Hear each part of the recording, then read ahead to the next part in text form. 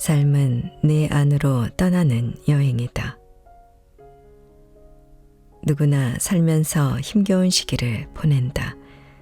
나 역시 삶이 힘겨울 때마다 쓰러지듯 침대에 누워 정답을 찾아 헤매다가 잠을 이루지 못한 적이 많았다. 애꿎은 나의 인생을 탓하며 매일 익숙한 듯이 찾아오는 무기력한 일상을 살아간다는 것, 괴로운 삶을 버티며 살아간다는 것, 이것이 삶이라는 것을 깨닫게 될 때마다 가끔은 두려움에 떨었다. 내 심장을 파고드는 아픔이 찾아올 때마다 내가 할 수 있는 건 긴 한숨만 내뱉는 일이었다. 내가 왜 태어났는지, 나는 누구인지, 내 인생은 어디로 흘러가는지 전혀 알 수 없는 삶이 얼마나 무의미하고 보잘것없다고 느껴지는가. 삶에 정답이 없다는 사실이 나를 무기력하게 만들었지만 그래도 살아갈 이유를 어딘가에서 찾고 싶었다. 나는 스스로에게 질문했다. 나는 누구인가? 나는 왜 살아야 할까? 내 삶의 의미를 어디서 찾을 수 있을까? 나는 어떻게 삶을 살아야 하는가? 나는 어떻게 삶이 주는 고통을 견디는가? 나는 무엇으로 행복할 것인가? 나는 깨달음에 이르는 길을 어디에서 찾을 수 있는가? 진정한 나에게로 가는 길은 수없이 많다. 수많은 길에서 절망은 누구나 진정한 자기 실현을 위해 반드시 겪어야 하는 하나의 과정이다. 하지만 절망은 새로운 도약을 위해 새처럼 잠시 날개를 접고 움츠리고 있는 상태일 뿐이다. 그렇다면 해세의 작품에서 무엇을 기대할 수 있을까? 삶의 의미를 찾을 때 왜 해세를 만나야 할까? 해세는 자신이 겪었던 파란만장한 삶의 궤적을 데미안, 황야의 일이, 시타르타, 유리알 유이 등 많은 작품에 그렸다. 작품의 주인공들인 싱클레어, 하리할러, 시타르타, 요제프 크네이트는 해세가 말한 인간 성숙의 3단계의 삶의 과정을 그대로 밟고 있다. 우리는 해세의 작품들을 통해 주인공들이 두 번째 단계인 절망에서 어떻게 빠져나올 수 있었는지 배울 수 있다. 따라서 지금 삶의 한가운데서 절망의 늪에 빠져 있다면, 그래서 자신과 삶의 의미를 찾지 못하고 있다면 해세의 이야기에 귀 기울일 필요가 있다. 나는 해세가 작품 속에서 진정한 나와 내 삶의 의미를 찾는 방법을 5가지로 정리했다. 첫 번째, 운명을 다스리는 방법. 어떤 상황에서 보면 삶은 마치 예정된 대로 흘러가는 것 같다. 하지만 삶은 언제나 다양한 변화의 가능성을 내포하고 있다. 따라서 인간은 어떤 식으로든 자신의 삶을 스스로 살아갈 능력이 있다. 배를 타고 항해할 때 역풍을 맞으면 앞으로 나아가기 어렵다. 마찬가지로 우리의 운명에도 역풍이 불어온다면 불운이 계속되고 앞으로 나아가기가 어렵게 될 것이다. 이때에서는 운명을 자신의 것으로 받아들이라고 말한다. 자기 자신의 삶을 사는 것을 배우라. 자기 자신의 운명을 인식하는 것을 배우라. 우리는 쓰디쓴 자신의 운명을 감미로운 존재로 바꾸는 방법을 해세에게 배우게 된다. 그것은 내 운명을 사랑하는 것이다. 두 번째, 고통을 잘 견뎌내는 방법. 해세는 삶이 주는 잔혹함과 회피할 수 없는 죽음을 불평하지 않았다. 대신 그런 절망을 몸으로 느끼며 받아들였다. 삶은 행복일까, 고통일까라고 해세에게 묻는다면 아마도 그는 삶이 주는 고통을 잘 살아내라 라고 말할 것이다. 삶이 주는 고통과 무의미를 마음으로 받아들일 때 비로소 나와 내 삶의 의미를 발견하게 된다. 세 번째, 삶을 흐름에 따라 살아가는 방법. 우리는 더욱 강해지기 위해 불필요한 노력을 많이 한다. 결국 삶이 주는 무게에 짓눌려 강해지기는커녕 무기력해진다. 이런 참을 수 없이 무겁고 진지한 삶에 대해 헤세는 이렇게 처방을 내린다.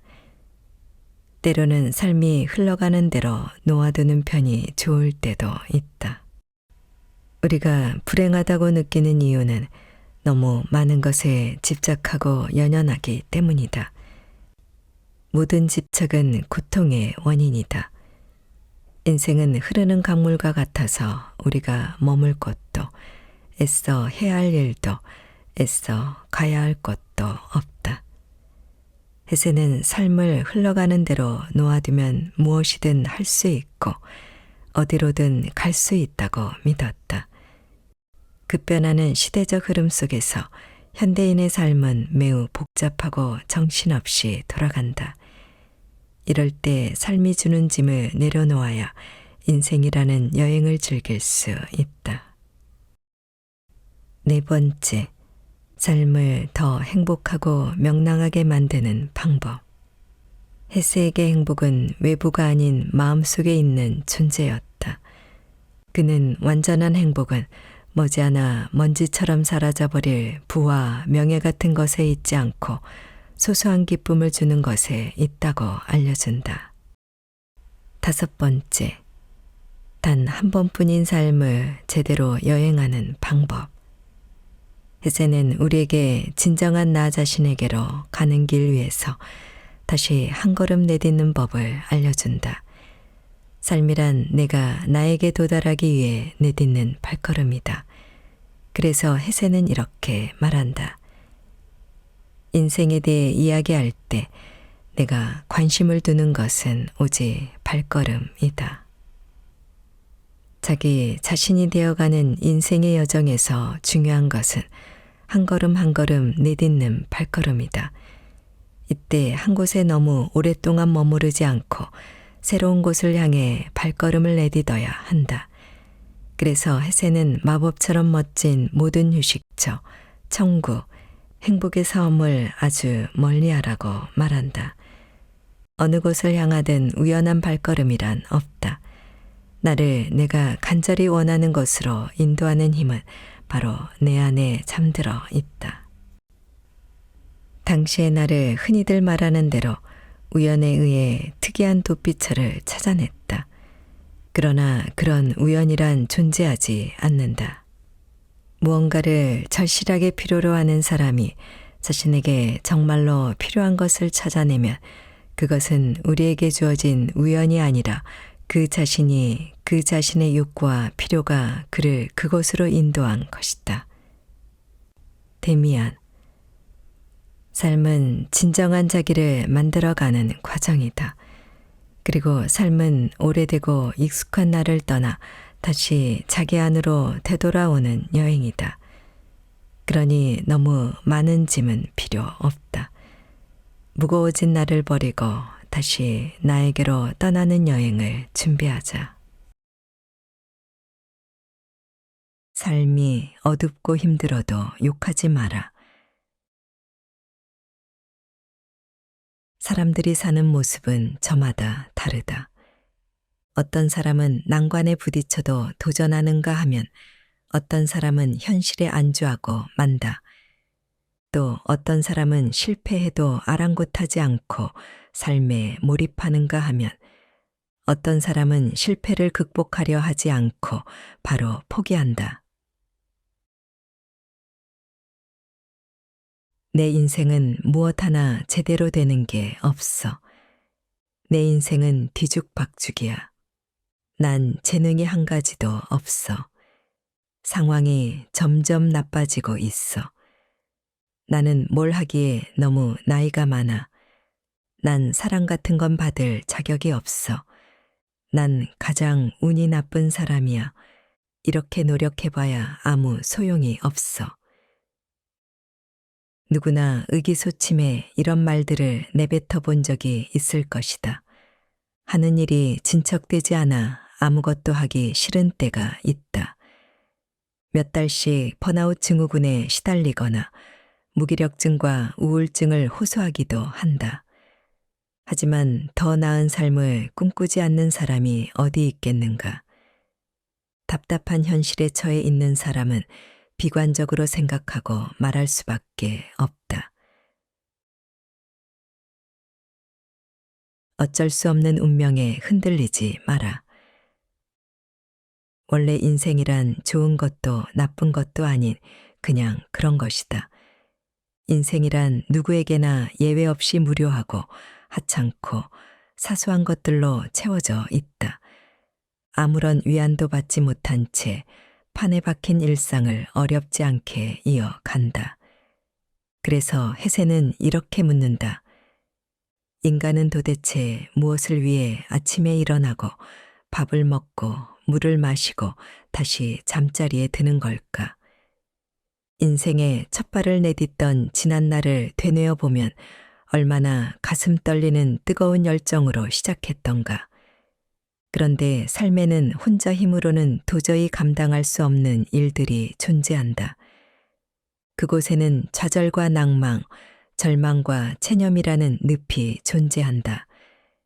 그렇게 우연히 다가온 만족스럽지 않은 결과에 대해 자신의 운명을 탓하며 한탄한다. 왜 우리는 운명을 자신의 인생을 결정짓는 중요한 기준이라고 생각하는 것일까? 운명이란 무엇인가? 운명을 사랑해야 한다는 이야기를 많이 들어왔다. 왜 운명을 사랑해야 하는가? 자신의 운명을 거부하면 어떻게 될까? 먼저 해세가 말한 운명이 무엇인지 알아보자. 해세는 게르트루트에서 운명을 외적인 운명과 내적인 운명으로 나눈다. 외적인 운명이란 나를 둘러싼 모든 것 중에 내 의지와 상관없이 그저 주어진 것을 말한다. 외적인 운명은 피할 수 없고 신이 내린 필연적인 것들이다.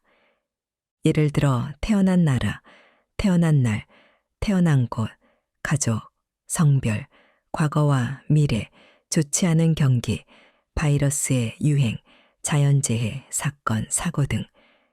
반면에 내적인 운명은 본래 타고난 것이며 내 안에 깃들어 있다. 예를 들어 내적인 운명은 스스로 소질과 재능을 발견하여 만들어낸 운명을 이야기한다. 내적인 운명은 온전히 자기 스스로가 만들어낸 작품이다. 따라서 외적인 운명은 누구에게나 찾아오고 누구도 피할 수 없다면 반대로 내적인 운명은 각자의 노력으로 바꿀 수 있다. 나는 해세가 운명을 대하는 태도를 다음과 같이 3가지로 정리했다. 첫째, 인간의 삶에서 피할 수 없는 운명을 받아들여야만 한다. 해세는 피할 수 없는 운명을 기꺼이 받아들이라고 말한다. 내가 어떻게 할 수 없었던 그렇게 나를 덮친 외적인 운명은 간혹 나를 위기로 몰아넣는다. 무언가에 쫓기듯 분주하고 긴박한 삶을 살아가게 만든다. 이런 불행을 미리 예견하고 피할 수만 있다면 얼마나 좋을까. 바람처럼 스치고 지나가는 외적인 운명을 외면할 수 없다. 이렇게 바꿀 수 없는 운명은 독약처럼 쓰디쓰게 느껴지기도 하지만 자신의 것으로 받아들인다면 이 운명이 감미롭게 다가올 수 있다. 우리는 자신에게 주어진 운명의 시간을 혼자 짊어지고 책임져야 한다. 둘째, 자신의 운명을 오롯이 사랑해라. 내 운명을 사랑하기에 앞서 나를 먼저 사랑해야만 한다. 자기 자신을 사랑한다는 것은 자기 자신을 있는 그대로 오롯이 사랑하는 것이다. 당연하게도 자신을 사랑하는 사람은 자신의 운명까지 사랑할 줄 알아야 한다. 헤세는 차라투스트라의 귀환에서 운명을 엄마와 태아의 관계에 비유한다. 엄마가 태아와 한 몸이며 그 아이를 사랑하듯이 나도 나의 운명을 사랑할 줄 알아야 한다는 것이다. 설령 지금은 그것의 의미를 알 수 없다고 할지라도 비록 지금은 어둠과 절망적인 상황 그리고 무미건조한 일상이 끔찍하게 반복될지라도 내 운명을 기꺼이 기쁘게 받아들이고 사랑한다면 더 풍족하고 즐거운 날이 올지도 모른다. 셋째, 운명은 스스로 키우는 것이다. 운명은 내 안에서의 나와 함께 성장한다. 마치 엄마의 뱃속에서 태아가 성장하듯이 운명도 정신과 영혼 속에서 자란다. 지금까지 살아오면서 내가 겪었던 수많은 경험과 감정, 생각과 행동이 고스란히 내 안에 깃들어 모두 나의 운명으로 자라나고 있다. 따라서 운명은 어떤 우상이나 신뿐만 아니라 그 어디에서도 오지 않는다. 운명이 외부에서 오는 사람은 맹수가 화살에 맞아 쓰러지듯이 운명에 맞아 쓰러진다.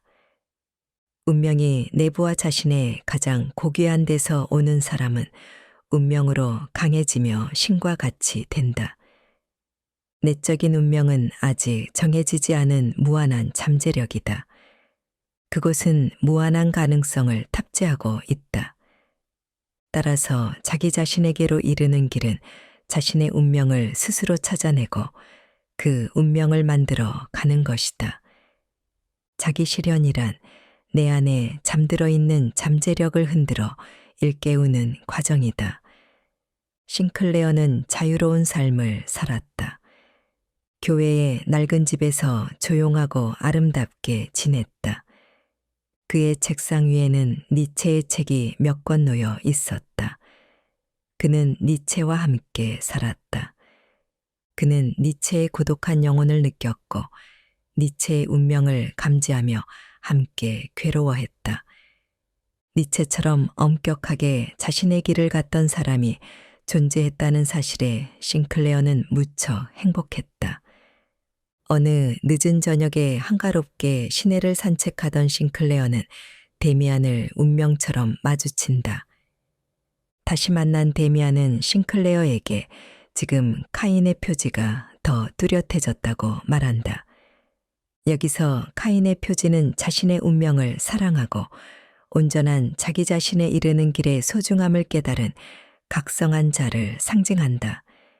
이제 싱클레어도 자기 자신의 고유한 삶을 살아가는 성숙한 인간이 되어 각성한 자들의 대열에 합류하게 됐다. 모든 사람은 그의 운명을 손에 쥐고 있어서 온전히 그의 작품에 속하는 그의 삶을 스스로 창조해야 한다. 싱클레어는 데미안의 초대로 에바 부인을 처음으로 만난다. 그는 에바 부인과의 만남으로 새로운 감정을 느끼게 됐다. 그동안 늘 헤매고 다녔던 자신이 이제 집으로 돌아온 기분이었다. 그러자 싱클레어는 마음속에서 걷잡을 수 없는 눈물이 솟아졌다. 싱클레어는 에바 부인에게 이렇게 묻는다. 인생길은 누구에게나 그렇게 힘든 것인가요? 에바 부인은 침착하면서도 애정이 가득한 목소리로 답한다. 당신의 운명은 당신을 사랑하고 있잖아요. 당신이 변함없이 충실하다면 당신이 꿈꾸는 것처럼 언젠가 그 운명은 완전히 당신의 것이 될 거예요. 이제 싱클레어는 왜 자신의 운명을 받아들이고 사랑해야 하는지 알았다. 먼저 자신의 운명을 사랑해야 언젠가 내 운명도 내가 꿈꾸는 대로 될 것이기 때문이다. 내 삶의 답은 이미 나에게 있다. 싱클레어는 예전에 커다란 알에서 나오려 애쓰는 맹금을 그려서 데미안에게 보냈다. 데미안은 이렇게 답했다. 새는 알에서 나오려고 투쟁한다. 알은 세계다. 태어나려는 자는 하나의 세계를 깨뜨려야 한다. 새는 신에게로 날아간다. 신의 이름은 아브락사스. 누구나 타고난 운명대로 성장해서는 안 된다. 자신의 운명을 발견하려는 사람은 자신을 둘러싼 하나의 세계를 깨뜨려야 한다. 자신을 속박하는 기존의 세계에 갇힌 채 머물러서는 안 된다. 인생은 한쪽 문이 닫혀야 다른 쪽 문이 열린다. 삶은 모든 경계와 문턱을 넘어 새로운 삶으로 이어지는 끝없는 투쟁의 과정이다. 고통과 고뇌가 없는 성장은 있을 수 없다. 알에서 깨어나 누구든지 한 번은 운명이 주는 혹독함을 감당해야 한다. 자기 자신에게로 이르는 길은 나의 운명을 찾아 떠나는 항해다. 풍파를 만나지 않고 고요히 갈 수만은 없다. 그래서 해세는 자기만의 길을 걷는 사람을 영웅이라고 생각했다. 무엇을 선택하고 무엇을 버릴 것인가? 누구나 인생의 분기점이 있다. 선택하거나 포기해야 할 때가 온다. 무엇이 정답인지 알 수 없어 우리의 마음이 괴롭다. 어떤 날은 좋은 기분이 들다가도 또 어떤 날은 슬럼프에 빠지고 환멸을 느끼기도 할 것이다. 이렇게 계속 우왕좌왕하면서 늘 불안한 삶을 이어가다 보면 그 해답을 바깥 세상에서 찾아 헤맨다. 그러나 모든 인생의 답은 바로 나의 내면에 있다. 행복하고 부유한 삶을 살기 위한 답은 거대한 무의식 속에 있는 자기에서 찾을 수 있다. 우리는 행복한 삶을 살기 위해 필요한 모든 것을 이미 갖고 있다. 삶에서 벌어지는 모든 일에 대한 답은 내면의 무의식에 있다. 싱클레어가 술집을 드나들던 시절에 길에서 만난 옛 친구 데미안은 이렇게 말한다. 너의 인생을 결정하는 네 안에 있는 것은 그걸 벌써 알고 있어. 이걸 알아야 해. 우리 마음속에는 모든 것을 알고 모든 것을 하고자 하고 모든 것을 우리보다 더 잘 해내는 어떤 사람이 있다는 걸 말이야.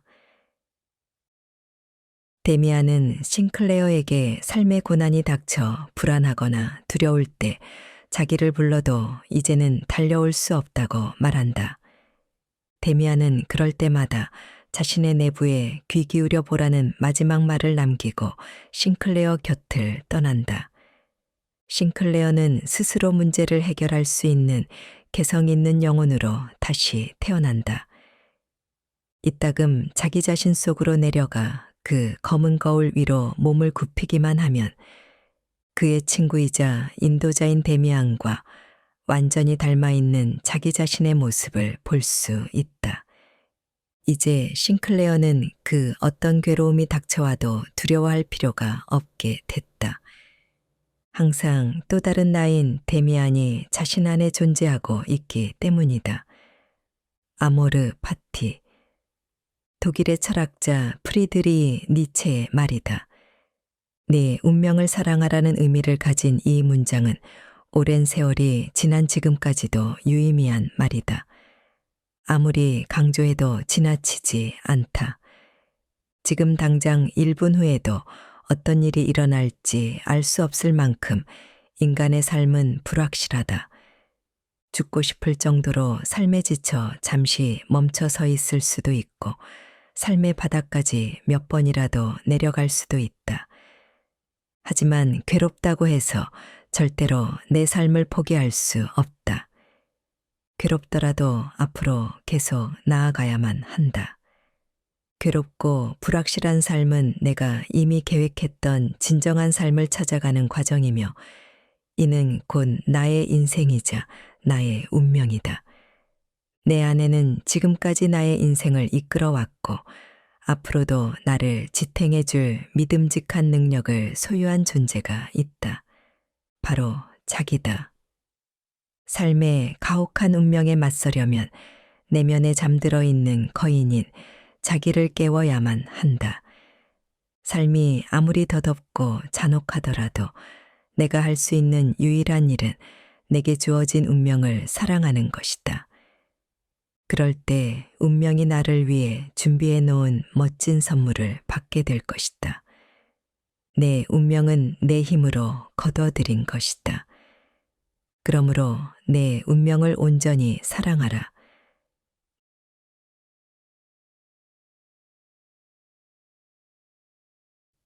퇴근길의 사세 동양철학. 짜증. 순자. 허일이정이라는 내공 쌓기. 고요한 마음 어떻게 가질 수 있을까? 직장에서의 짜증은 어느 한두 가지 업무 때문이 아니다. 한두 가지 업무 자체는 한시적 스트레스일 뿐이다. 여러 업무에 대한 스트레스가 쌓여가다 어느 날 짜증으로 폭발하는 것이다. 이중, 삼중의 걱정과 스트레스를 아는 상태에서는 이 일을 하면서도 저 일에 대해 생각하고 저 일을 하면서도 이 일에 대해 생각하게 되니까. 순자는 사람의 마음을 이렇게 묘사했다. 사람의 마음은 쟁반의 물과 같다. 바르게 놓고 움직이지 않도록 하면 지저분하고 탁한 것은 아래로 내려가고 맑고 밝은 것은 위에 고여 그 물에서 수염과 눈썹, 잔주름까지 보고 살필 수 있게 된다. 제 아무리 탁한 흙탕물도 한쪽에 가만히 놓아두면 흙먼지가 가라앉으면서 맑은 물만 윗면에 고인다. 사람이 그 물을 내려다보면 바닥까지 투명하게 보이고 수면에는 자신의 모습도 또렷하게 비친다. 그러나 바람 같은 외부의 힘이 개입되거나 당신이 쟁반을 흔들어대면 가라앉아 있던 흙먼지가 떠올라 뒤섞이면서 물은 다시 혼탁해진다. 이때는 당신이 아무리 영화 배우나 모델 같은 외모라도 수면에 비친 모습은 사람인지조차 알아보기 어렵다. 그렇다면 대체 어떻게 해야 하는 것일까?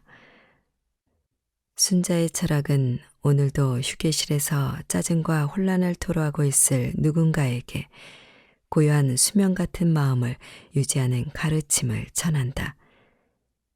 마음의 고요를 유지할 수만 있다면 당신도 직장에서 당신의 능력과 활력을 한껏 펼칠 수 있을 것이다. 성악설, 우리를 한없이 겸허하게 하는.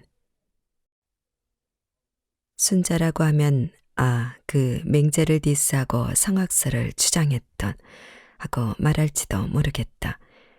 그렇다, 바로 그 순자다. 학창시절 교과서에서 볼 때마다 별로 호감이 안 갔던 인물, 순왕. 그러나 순자는 마음을 수양하는 여러 비법을 전수한 유학자이기도 하다. 우리는 순자의 도움을 받아 DIY로 충분히 좋은 사람이 될 수 있다. 먼저 순자의 성악설에 대해 얘기할 필요가 있다. 성악설과 대비되는 맹자의 성선설에 대해서라면 어릴 때부터 귀에 딱지가 않도록 들어봤을 것이다. 맹자는 말한다. 측은지심이 없으면 사람이라 할 수 없고 수호지심이 없으면 사람이라 할 수 없으며 사양지심이 없으면 사람이라 할 수 없고 시비지심이 없으면 사람이라 할 수 없다. 측은지심은 인의 실마리이며 수호지심은 의의 실마리, 사양지심은 예의 실마리, 시비지심은 지혜의 실마리다. 사람에게 이 네 가지 실마리, 즉 사단이 있음은 몸에 사지가 있는 것과 같다. 사람은 태어나면서부터 선에 대한 의식과 근원을 갖추고 있으며 공감 능력과 수치심, 예의와 사양, 옳고 그름을 판별하는 능력 등 네 가지 도덕적 요소를 갖추고 있다는 의미다. 이러한 네 가지 도덕적 요소를 갖추고 태어나는 것은 태어나면서부터 두 팔과 두 다리가 있는 것과 같다. 그래서 맹자는 사람의 마음 속에 있는 이러한 선을 사단이라고 불렀다. 그러므로 우리가 공경에 처하거나 중요한 선택을 할 때 우리 자신의 내면에서 충분히 답을 구할 수 있다. 구태여 외부에서 답을 찾으려 할 필요가 없다. 선량한 마음은 무한하며 선한 지혜는 무적이기 때문이다. 맹자의 말처럼 나에게 있는 이 네 가지 실마리를 넓히고 채워나가면 불이 타오르고 샘이 솟아나듯 세상에도 널리 퍼뜨릴 수 있을 것이다. 그러나 그렇게 못한다면 제 부모를 모시기에도 부족할 것이다. 사람의 도덕심과 판단력은 불씨나 샘물과 같다. 우리 마음속에 있는 그 불씨에 불을 붙이고 샘에 물기를 트기만 하면 얼마든지 좋은 사람이 될 수 있다. 이러한 도덕적 자각과 자신감은 물론 좋은 것이다. 그러나 이러한 사고방식에 젖어 내적 탐구나 자아 성찰만 과도해지면 자아의 판단이 늘 옳다고만 느끼게 된다. 내 마음은 이것이 옳다고 말하고 있다. 그러므로 나는 이렇게 해야겠다. 다른 사람들 말이 틀린 것이다. 이런 자주적 용기는 분명 미덕이다. 그러나 만에 하나 지금 당신의 양심이 틀린 것이라면 히틀러도 처음에는 자신이 도덕과 양심에 따라 판단한다고 여겼고 인종 총선은 어디까지나 더 나은 세계를 창조하기 위한 것이었을 뿐이다. 수많은 영화에 등장하는 매력적인 악당들조차 더 나은 미래를 위해서라면 사력을 일삼지 않던가.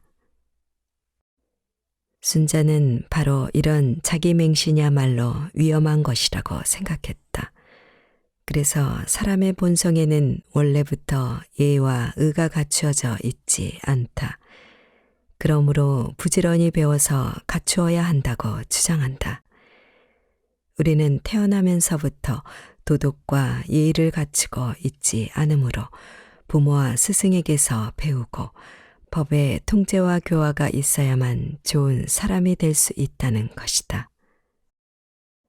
순자가 이토록 학습을 강조하는 것은 인성의 악을 더 믿었기 때문이기도 하다.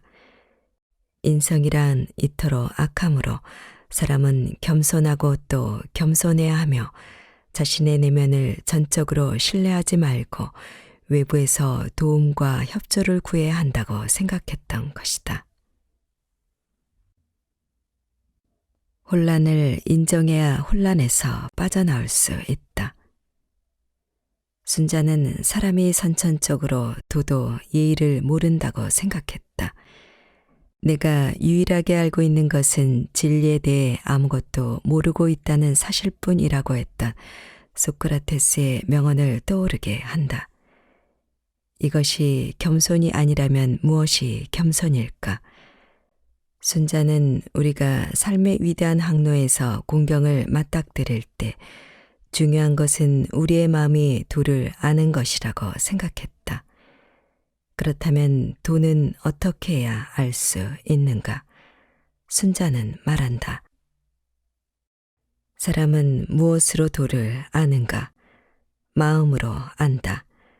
마음으로 어떻게 도를 아는가? 덩, 비움, 하나로 모음, 고요함으로 안다. 여기서 말하는 도를 아는 것이란 당연히 아무것도 모르는 상태가 아니며 사람들을 따라 우르르 몰려다니다 뭔가를 알게 되는 것도 아니다. 어떤 일의 옳고 그름을 정확히 판별할 수 있게 된 상태를 가리킨다. 순자가 말하는 안다는 것의 현대어에서의 안다와 그 의미가 조금 다르다. 순자의 맥락에서 안다란 바르고 온전한 내면 상태에 가깝다. 여긴 옳고 그름을 제대로 판단하는 능력도 포함된다. 순자는 옳고 그름을 판별하는 능력을 갖추기 위해서는 마음으로 부단히 외부 세계를 탐색하고 탐구해야 한다고 생각했다. 그래야만 제대로 알 수 있다. 이 부분이 맹자의 성선설 중 사당과 다른 지점이다. 맹자가 말하는 마음은 도덕심, 즉 도덕적 가치와 시비를 판단하는 의식을 갖춘 마음이다. 당신의 아이폰에 시리가 내장돼 있듯이 도덕은 마음에서 따로 떼어낼 수 없는 그 무엇이다. 그러므로 공경이나 의혹에 빠져 있다면 당신의 마음으로 해야 할 일은 외부에서 뭔가를 구하는 것이 아니라 내적 자아의 소리를 듣는 것이다. 그 내면의 소리가 당신에게 무엇이 옳고 그른지 말해주리라는 것이 맹자의 관점이다. 그런데 시리가 온라인 상태가 아니어도 당신에게 뭔가를 말해줄 수 있을까? 마찬가지로 맹자가 말하는 도덕심 또한 외부의 사람이나 사물과의 상호작용이 없는데 작동을 할까? 좋다. 그런 건 아무래도 좋다 치자. 그러나 이 부분에서 맹자의 심성론에 대해 얘기하지 않으면 다음 이야기도 이어나가기 어렵다. 맹자의 도덕심이 일종의 내재적 판단력이라면 우리는 공경에 처했을 때 내면의 마음을 찾기만 하면 된다. 그런데 정말 그럴까? 영화 인셉션에 나오는 주인공처럼 자신의 내면 깊은 곳으로 파고들어가 잃어버린 마음을 찾기만 하면 될까? 그 마음의 소유자인 당신이 어둠의 혼란 속에 갇혀 있어도 그럴 수 있을까? 맹자는 말한다. 사람들은 키우던 닭과 개를 잃어버리면 찾아야 한다는 것을 알면서 마음을 잃어버리고 나서는 찾아야 한다는 걸 알지 못한다. 학문의 도에는 다른 방법이 없다. 그 잃어버린 마음을 찾는 것뿐. 자신의 마음을 찾는 것, 잃어버린 그 마음을 찾는 것이 삶의 진리라는 게 맹자의 생각이었다. 당신이 키우던 고양이나 강아지를 잃어버리면 당신은 다급하게 찾아 헤맬 것이다. 그런데 당신은 왜 당신의 도덕심을 잃어버렸는데도 찾지 않는가? 당신의 도덕심이 마음 변한 여자친구나 양다리 걸친 남자친구 같더라도 일단은 되찾고 봐야 하지 않겠는가? 그대로 영영 잃어버린 채 둘 것인가? 반면 순자의 마음은 알아나가는 마음이다. 사람의 마음에는 도덕적 판단력이 내장돼 있지 않다. 도덕심이란 배워서 알게 된 뒤에야 그 사람에게 갖춰지는 것이다.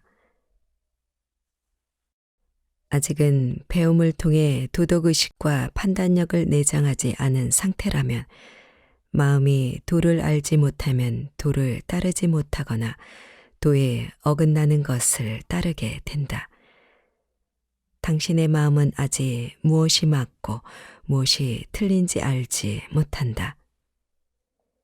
이런 상태에서는 맞는 이치를 부정할 수도 있고 틀린 이치를 긍정하게 될 수도 있다. 마치 전화번호 DB가 없는 후스콜처럼 스팸 번호를 제대로 식별하지 못하거나 식별 작업 자체를 진행할 수 없게 되는 것이다. 그러므로 공경에 처했을 때 자신이 무엇을 해야 하는지를 정확히 알려면 마음을 허일이정해야 한다. 허일이정은 여러 걱정을 아는 채 짜증과 혼란에 쌓여 있는 직장인들에게 큰 도움이 된다. 감정의 소용돌이에 그대로 빠져버리지 않도록 자신을 붙들어주기 때문이다. 허일이정은 허, 텅 비움, 일, 하나로 모음, 정, 고요함의 세 부분으로 나눌 수 있다. 하나하나 실천해 나갈수록 어지럽고 복잡하기만 한 직장 생활에 큰 도움이 될 것이다. 어딘지 모르게 도가적인 느낌이 들지만 허일 이정은 사실 외부의 사물을 어떻게 인식할 것인가에 대한 육아의 인식론이다. 동시에 더 나은 사람이 되도록 어떻게 자신을 수양할 것인가 하는 공부론이기도 하다.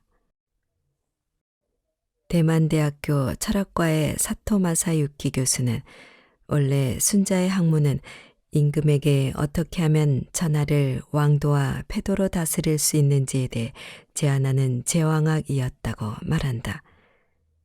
그렇다면 당연히 맹자의 성선설에 따른 수양법과는 다를 수밖에 없을 것이다. 이왕 여기까지 읽은 독자라면 휴게실에서 잡다한 간행물이나 들춰보는 것보다 순자가 제안하는 마음 수양을 따라 함으로써 얻는 바가 훨씬 클 것이다.